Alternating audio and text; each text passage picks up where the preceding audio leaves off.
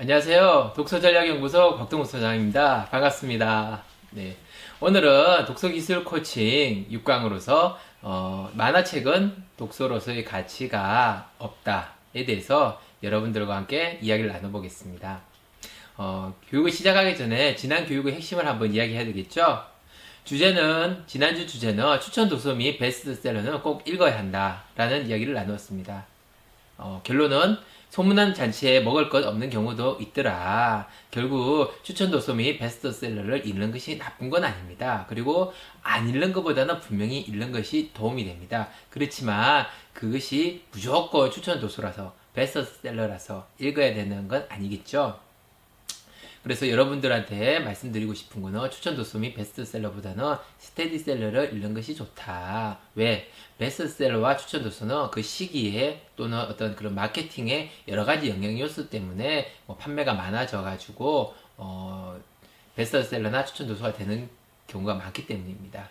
그래서 가능하면 오랜 시간을 두고 사랑을 받은 스테디셀러를 권해드린다고 말씀드렸습니다.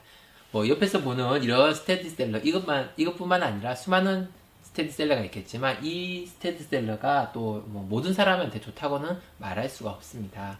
가장 중요한 거는 이런 스테디셀러 중에서 여러분들의 목적과 수준을 충족할 수 있는 그런 책들이 가장 좋은 책이겠죠. 그래서 여러분들의 목적과 수준을 우선은 판단하시고 그 판단에 따라서 책을 선택하시면 더 나은 책을 선택할 수 있을 거라고 생각합니다. 자, 오늘 교육은요. 독서의 오해의 진실. 만화책은 독서로서의 가치가 없다. 있을까요? 예, 여기에 대해서 한번 이야기를 나눠보겠습니다. 많은 분들이 만화책에 대해서 오해를 하고 계시죠. 만화책은 나쁘다. 나쁜 점도 솔직히 있습니다. 그 단점을 몇 가지 한번 볼까요? 만화책은 그 캐릭터 위에 이제 말풍선으로 해가지고 이제 글이 짧죠. 그래서 그 짧은 글을 계속 읽다 보면은 긴 글 읽기가 쉽지 않습니다. 불편해지죠. 예, 그래서 만화책을 계속 읽게 되면 줄글로 넘어가기 어렵다는 이야기를 하기도 합니다. 그리고 주인공이나 캐릭터가 나와서 굉장히 어떤 희극적이고 재밌는 어떤 이야기를 하면서 메인 주제를 이렇게 풀어나가는 과정이 있습니다. 그런데 많은 분들이 그런 메인 주제는 안 보고 이런 주인공과 캐릭터의 어떤 희극적인 부분만 집중하는 경우가 있죠. 그래서 책을 읽고 나면 내용은 기억이 안 나고 그 희극적이고 재밌었던 부분만 기억하는 경우가 많습니다.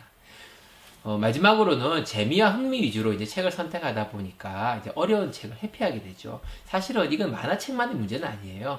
그 소설책을 많이 본 친구들이 그 어려운 주제나 아니면 학습적인 어떤 그런 글이나 깊이 있는 내용들을 잘 안 보게 되죠. 왜? 재미가 없으니까요. 예.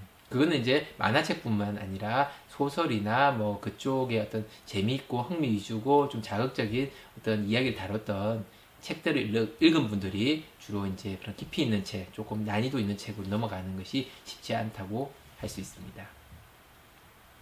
자, 제가 이제 그 강의를 가다 보니까 어떤 부모님이 이런 이야기를 하시더라고요. 학교에서, 만화책이 이제 독서에 안 좋은 영향을 줄 수 있으니까 만화책을 가능하면 권하지 말라고 하셨다고 합니다. 그래서 그 어머님이 집에 오셔가지고 집에 있는 그 교육용 만화부터 시작해서 모든 만화책을 다 없애버린 거예요.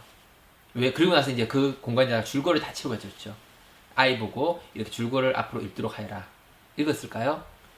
1년 동안 한 권의 책도 안 읽었다고 합니다. 그래서 고민에 빠지셨다고 하더라고요. 그래서 저한테 오셔가지고 만화책이라도 다시 줘야 되는 것이 아닐까 고민을 하시면서 저하고 상담을 했습니다.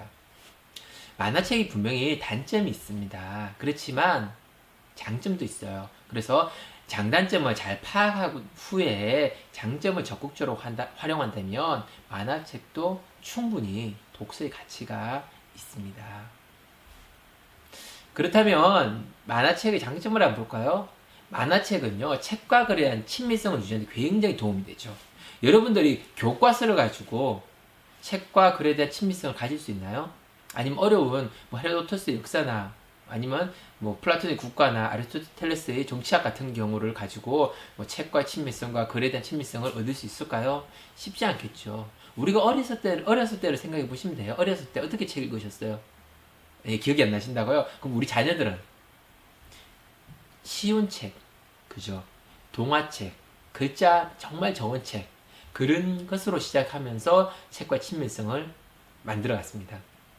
그래서 만화책은요, 어른 아이를 가리지 않고 책이 좀 불편하거나 글 읽는 것이 익숙하지 않은 친구들에게는 만화책을 먼저 권해줍니다. 만화책을 통해서 친밀성을 유지하고 형성하고, 그 형성한 다음에 이제 줄글로 넘어올 수 있도록 컨설팅을 하고 있죠. 자, 두 번째는 어려운 주제를 쉽게 접할 수 있는 기회를 제공합니다.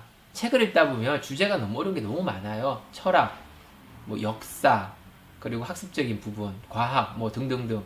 또 뭐 요즘엔 요리나 아니면은 뭐 관상학이나 뭐 기타 등등등의 어떤 다양한 분야에서 만화로 나와 있죠. 이걸 줄글로 읽기에는 사실 쉽지 않습니다. 이럴 때 만화를 이용해서 접하게 된다면 보다 쉽게 그런 분야에 대해서 어떤 만날 수 있는 계기가 되겠죠. 옆에 있는 만화책은 그냥 단순한 만화책이라고 하기에는 정말 정말 좋은 책들이죠. 훌륭한 책들입니다. 뭐 첫 번째는 열혈 가문이죠. 한 20년 정도 지금 나왔고요. 69권째 나왔다고 합니다. 이 책을 홍보하는 게 아니라요. 제가 좋아하고 꾸준히 읽고 있죠. 이걸 보면서 느끼는 게 뭘까요? 네, 그렇죠. 무협지 종류인데 20년 동안의 스토리를 정말 짜임새 있게 만들었다는 거예요. 그 사고의 영역이 대단하고 정말 배우고 싶기 때문에 제가 진짜 꾸준히 보고 있는 만화책 중에 하나입니다. 그리고 옆에 있는 드래곤볼은 여러분들 다 아실 겁니다. 한 30년 전에 나오기 시작해가지고요. 한 10년 정도, 11년 정도 이제 연재가 됐고, 지금 20년이 지났지만 아직도 많은 사람들이 사랑하고 있죠. 그리고 지금도 뭐 드래곤볼 Z 여러 가지 어떤 다양한 게 변형되면서 나오고 있죠.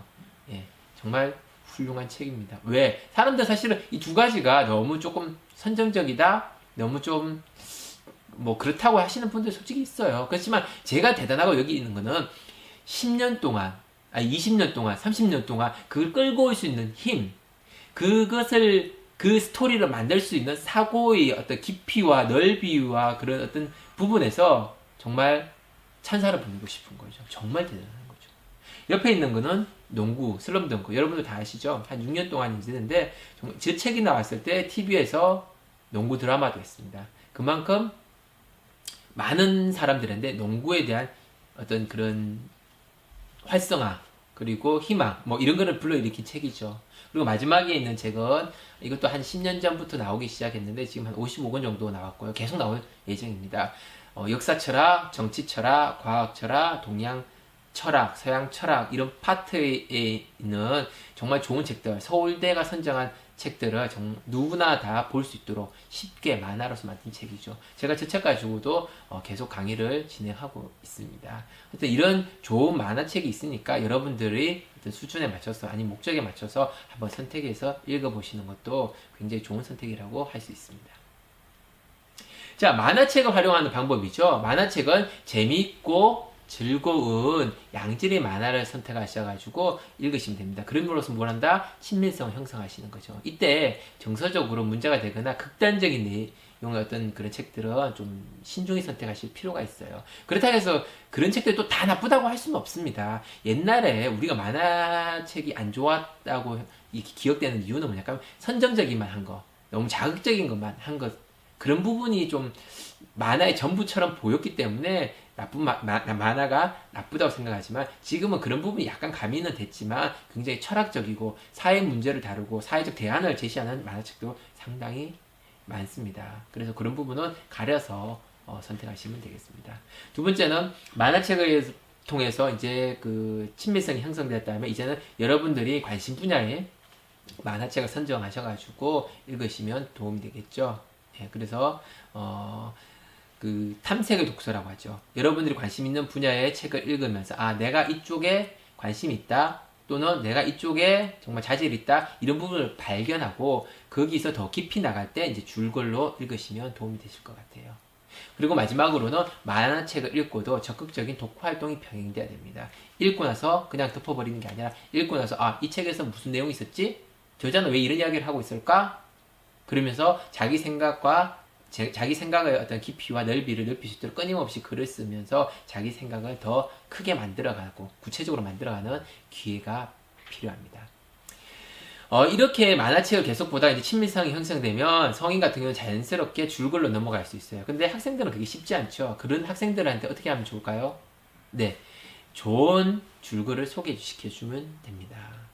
만화책이 재밌다는 사실을 알죠. 근데 줄거리 재밌다는 사실을 잘 모르는 친구들이 있습니다. 그때 좋은 줄거리를 소개시켜주는 거죠. 그렇지만 소개시켜주는 것만은 안 됩니다.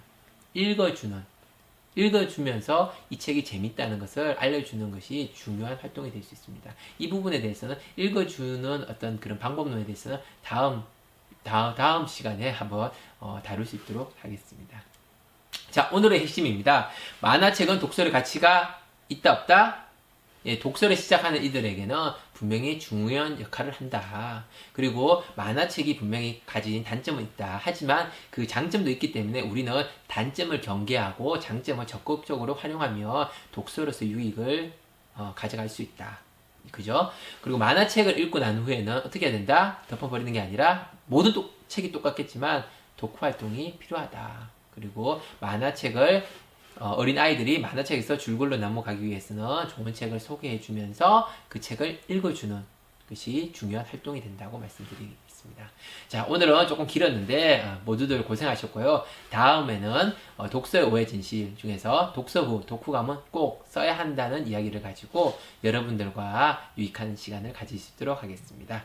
모두들 고생하셨습니다. 감사합니다.